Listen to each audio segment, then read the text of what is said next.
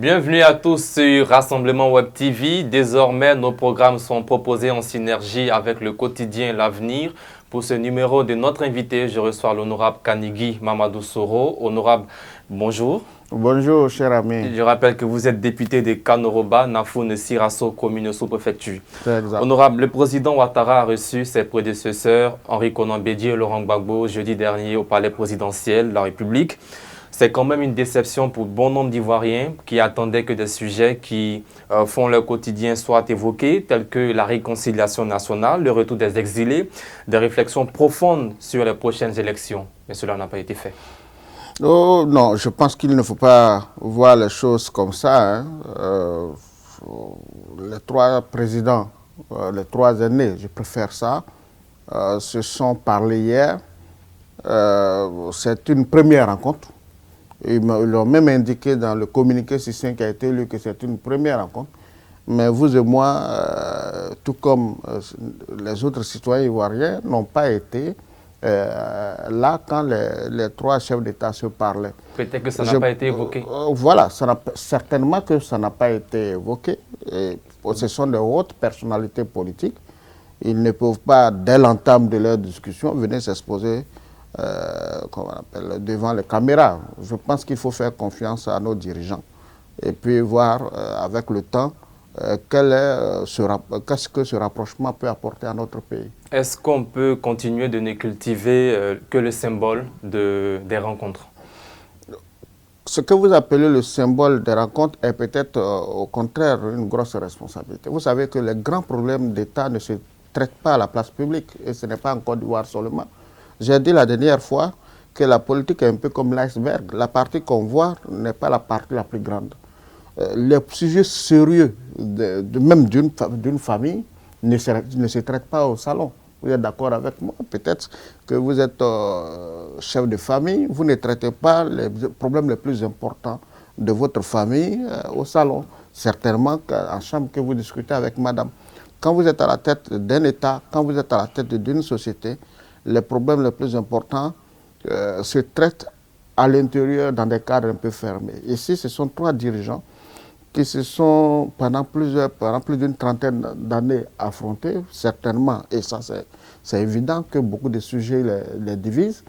Je pense qu'il faut plutôt saluer déjà le fait qu'ils aient accepté de s'asseoir, de se parler et espérer que les sujets qui les ont divisés pendant toutes ces années puissent enfin trouver solution pour que la réconciliation ivoirienne soit effective. Honorable, en quoi est-ce que cette rencontre a pu répondre aux préoccupations des populations que vous représentez à l'hémicycle?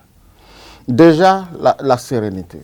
Vous savez, on est dans un contexte mondial un peu délétère, avec la crise ukrainienne, l'instabilité autour de la Côte d'Ivoire, la crise de la cherté de la vie, beaucoup de problèmes. Et un État dans un tel contexte qui voit ses enfants, surtout ses principaux dirigeants, incapables de se parler, est un État perdu.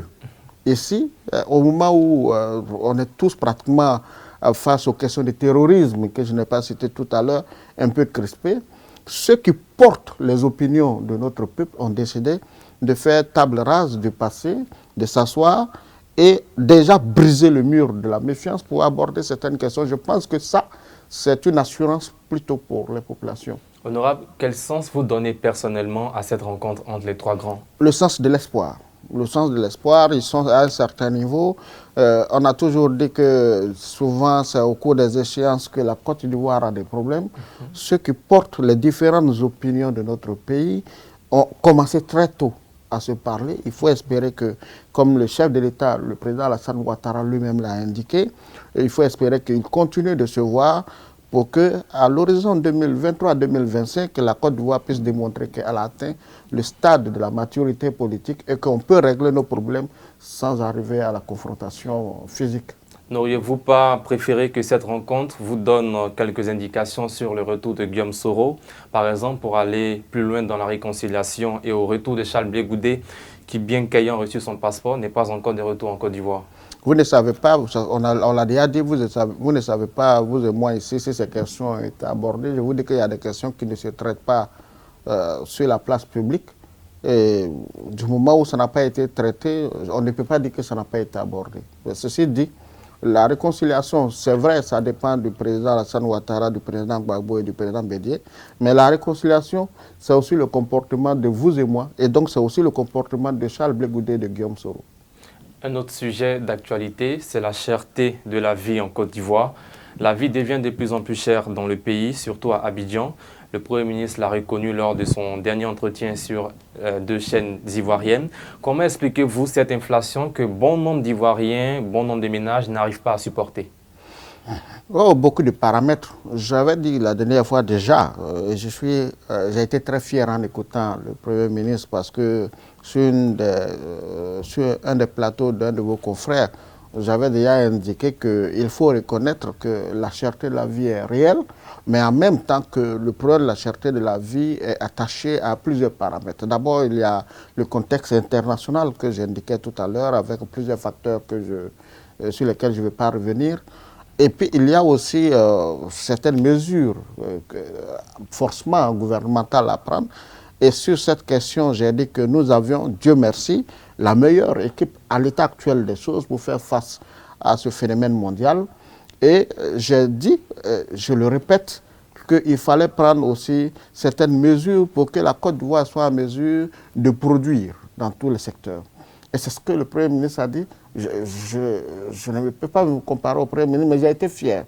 Parce qu'il est revenu sur, par exemple, la question des agropoles. Je pense que c'est vraiment important. Pendant longtemps, cher ami Abouakar, la Côte d'Ivoire, surtout au temps de Fou-Boigny, produisait beaucoup. Et on consommait nous-mêmes notre propre production en matière d'agriculture, surtout le riz. De plus en plus, les Ivoiriens ne travaillent plus, ne cultivent plus, mais pire, les Ivoiriens ne consomment plus local. Et ça, c'est la responsabilité de tout le monde. Dans n'importe quelle famille vous rentrez, vous prenez du riz local de Gagnoa, de Danané, de Korogo, etc. Vous déposez auprès de nos enfants. Vous prenez du riz d'un autre pays, je ne vais pas faire de la promotion ici, que vous déposez, nos enfants vont préférer manger ce riz importé.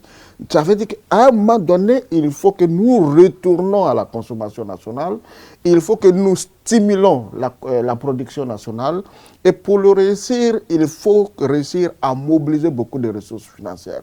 Ça veut dire que ça va passer forcément par certaines mesures structurelles, et le gouvernement est à la tâche. Je pense, et moi personnellement, je crois que dans les semaines, dans les mois à venir, le gouvernement ivoirien sera en mesure de faire face à ce phénomène si, bien sûr, on arrive à régler la question de la production, tant au niveau agricole qu'à d'autres niveaux tels que l'élevage. Nous aurons l'occasion de parler de l'industrie, mais honorable, il y a un autre problème. Les transports en commun nous coûtent de plus en plus cher. Le coût des transports, des maisons également augmente chaque jour. Tout est devenu cher au marché. Les Ivoiriens font l'effort de contenir leur ras-le-bol, mais jusqu'à quand? Oui, c'est vrai. Je suis d'accord avec vous, mais je vous dis que c'est un phénomène international. Nous avons une très bonne équipe en place, mais il y a aussi le fait que chaque Ivoirien, il y a une sorte de course en l'enrichissement dans notre pays qui n'arrange pas les plus faibles. Parce qu'aujourd'hui, le gouvernement prend un certain nombre de mesures qui peinent à être exécutées par les populations elles-mêmes. Parce que quand le gouvernement décide de plafonner le prix, par exemple, du loyer, en indiquant qu'il ne faut pas prendre les mois d'avance et surtout les avances et cautions, il ne faut pas prendre plus de 2 mois, etc. Mais tu as les populations qui te disent, écoutez, notre maison, c'est notre maison, on n'est pas prêt, ou alors on ne vous donne pas notre maison. Mais devant une telle situation, qu'est-ce que vous faites? Est-ce que vous les réprimez? Qu'est-ce que vous faites? Donc je pense qu'il appartient aussi aux populations d'être animées par un esprit de solidarité.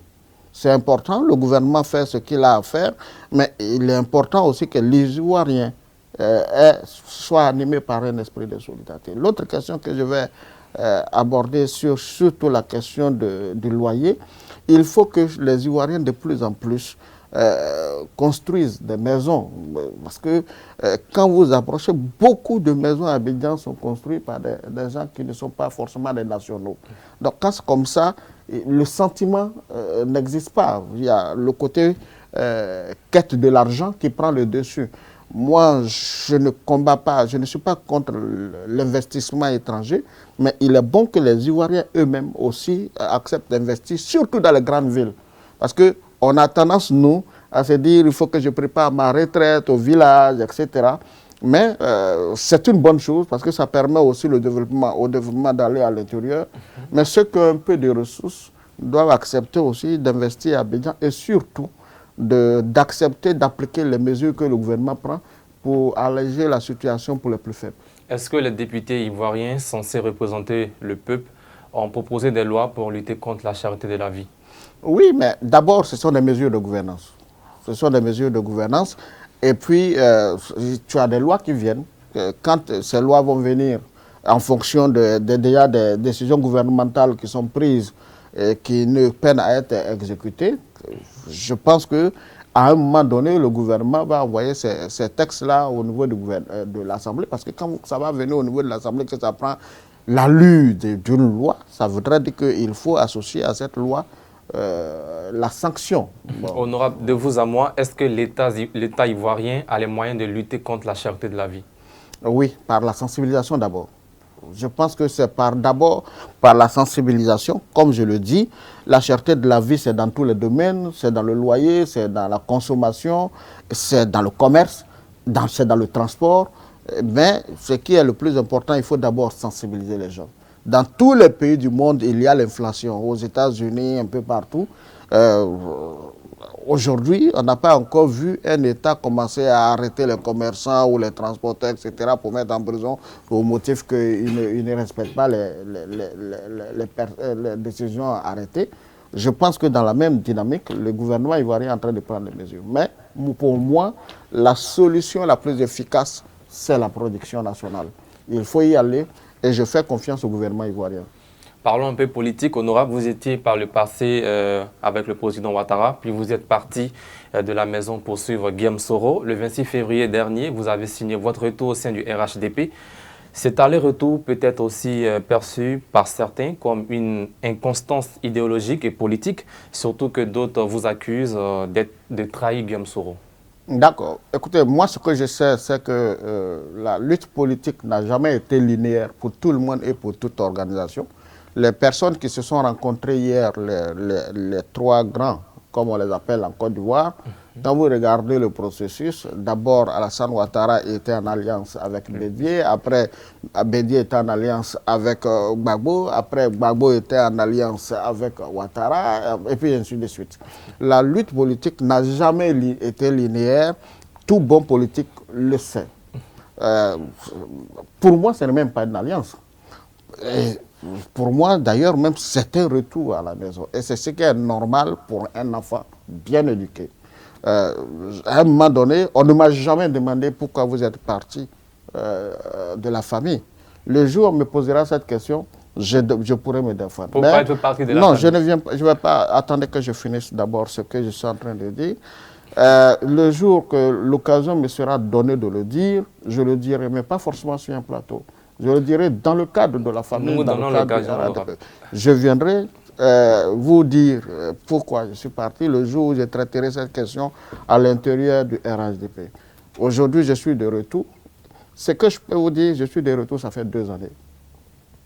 Et pour moi, ce que je peux dire surtout à la communication RHDP, c'est d'éviter de maintenir présent des personnalités, des forces politiques qui n'existent même plus forcément dans le jeu politique ivoirien.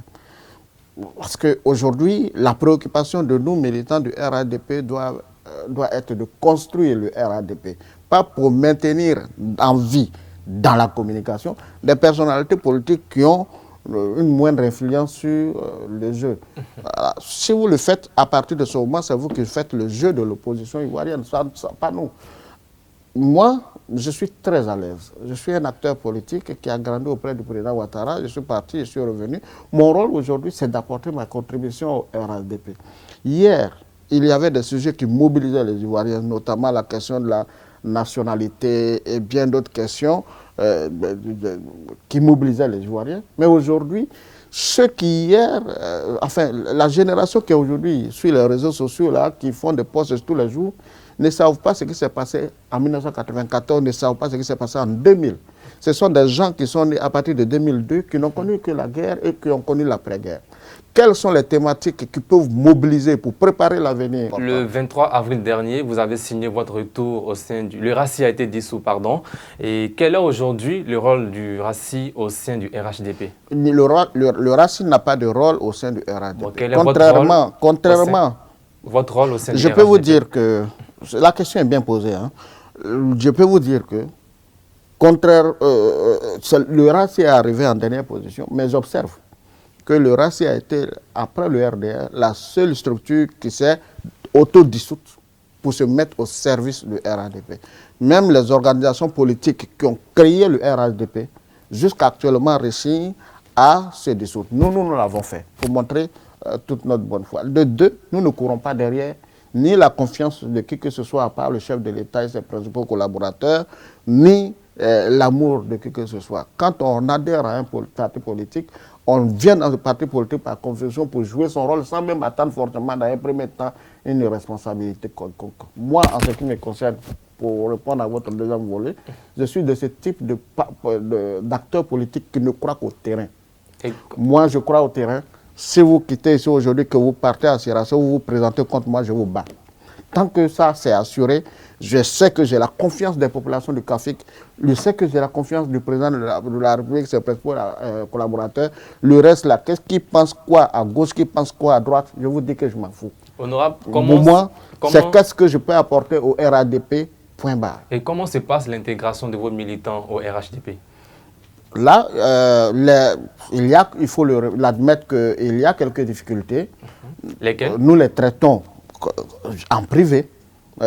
Jusqu'à présent, nous les traitons en privé.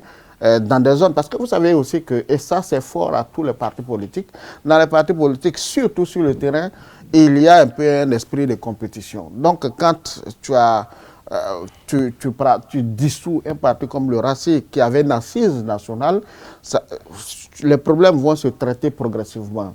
Tu as aujourd'hui le RACI qui était présent pratiquement dans toute la ville.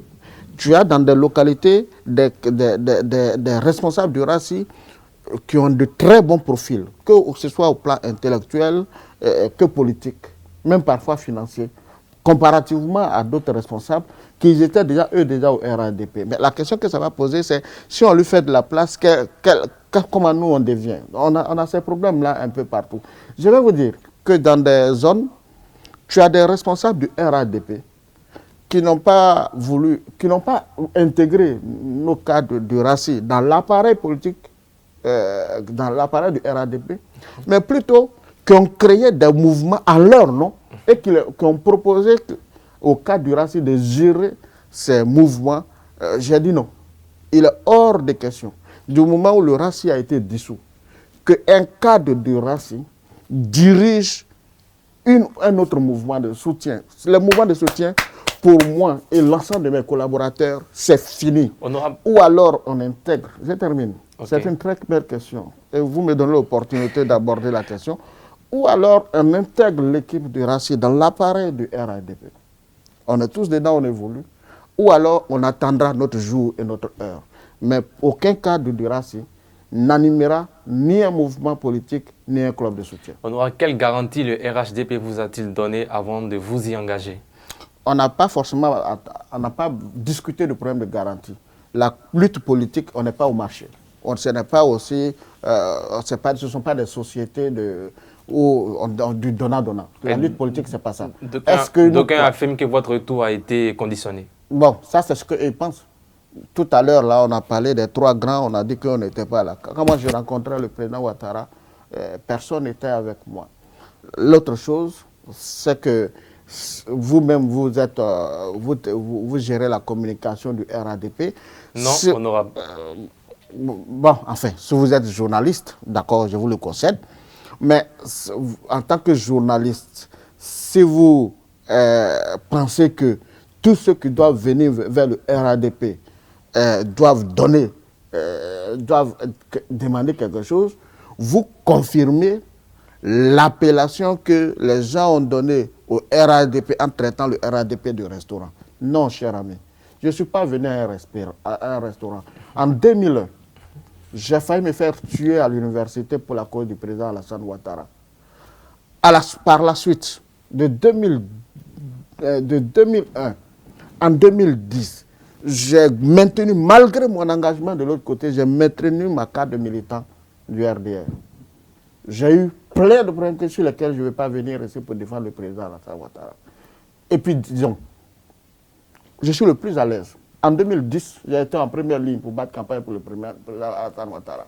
En 2015, dans le cadre du RACI, j'étais avec Sidi Touré pour battre la campagne du président Alassane Ouattara avec le RADP. En 2020, en octobre 2020, de sortie de prison, avant même les élections, au moment où même des cadres à l'intérieur du RADP commençaient à lorgner du côté de l'opposition, moi j'ai quitté l'opposition pour venir faire la candidature, la campagne du président Alassane Ouattara. Dites-moi, qu'est-ce qu'on peut me reprocher? Absolument rien. Mais avec tout ça, dans l'intermédiaire, la lutte politique s'évalue à partir des campagnes.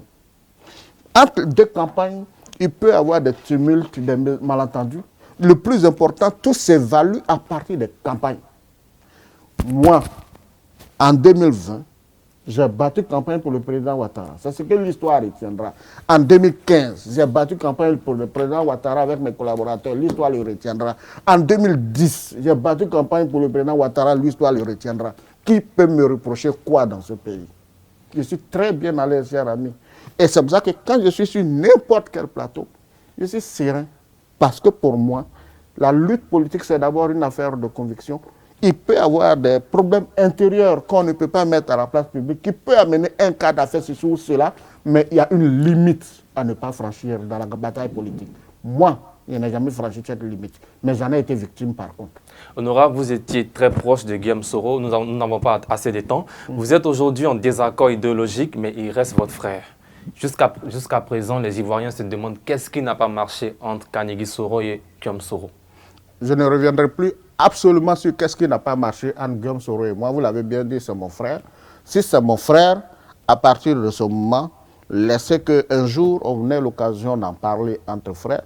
Mais je pense que la presse, finalement, joue un jeu qui n'est pas propre, qui consiste à nous amener toujours à parler de Guillaume Soro. Et quand nous sommes obligés de dire certaines choses, les partisans de Guillaume Soro, eux, ils se disent « Ah ben, on leur donne le plateau pour nous insulter, etc. » Je ne veux pas paraître comme étant cet individu-là. Moi, quand je suis passé sur une des chaînes, quand je suis sorti de prison et que j'ai décidé de soutenir le président Ouattara, quand on m'a interrogé, j'ai dit que Guillaume Soro a apporté beaucoup à la lutte du président Ouattara. J'avais donné mon avis. À aucun moment, je ne l'ai attaqué, bien au contraire. Même si je savais qu'une telle posture modérée pouvait créer ce que les gens appellent la crise de confiance. Mais je l'ai fait. Mais cette étape est terminée. Donc, si vous, aujourd'hui, 2 années après, vous me posez des questions, vous entretenez des hostilités politiques qui ne doivent pas exister. Non, Honora, mais est-ce que vous prenez des initiatives pour le retour de Guillaume Soro en Côte d'Ivoire? Ce n'est pas à moi de le faire. Ce n'est pas mon rôle. Moi, j'ai quitté Guillaume Soro. Je ne suis pas le type de personne qui dépose un pied ici ou qui dépose un pied là. Ce que je devais faire, je l'ai fait. Si d'autres militants du RADP estiment que sans Guillaume Soro, le RADP ne peut pas aller de l'avant, alors qu'ils aillent chercher à Guillaume Soro. Moi, je suis venu apporter ma contribution au président Ouattara. Je le ferai avec mes collaborateurs. Si le président Ouattara ou d'autres collaborateurs estiment que le temps est venu de prendre des mesures pour parler avec Guillaume Soro, ils ont les mécanismes pour cela. Honora Kanigui, on ne vous entend presque pas sur des questions de handicap. Que comptez-vous faire au Parlement pour lutter contre le handicap ou pour proposer des lois pour le bonheur des personnes en situation de handicap? L'Assemblée nationale, il est interdit à l'Assemblée nationale de créer des groupes qui peuvent s'apparenter à des syndicats. Ça, il faut déjà le savoir. Mais par contre, vous savez, le sel ne se dit pas salé. Hein. Moi, j'ai entrepris beaucoup de choses. Malheureusement, la presse rarement me pose des questions sur cet aspect. Bon, peut-être que d'autres pensent que c'est des aspects qui peuvent être des tabous. Chez moi, il n'y a pas de sujet tabou. Je voulais le dire déjà. Lors de ma première législature, de 2011 en 2016, nous étions, c'est quoi, 5 députés qui vivions avec le handicap. Je ne peux pas me souvenir de tous les noms, mais il y avait moi, il y avait le député Yao Soumaïla, il y avait Nguessa, et puis il y a un professeur là. En fait, nous étions 5. À l'époque, nous, comme l'Assemblée nationale ne permet pas ce type de regroupement, nous nous sommes quand même parlé.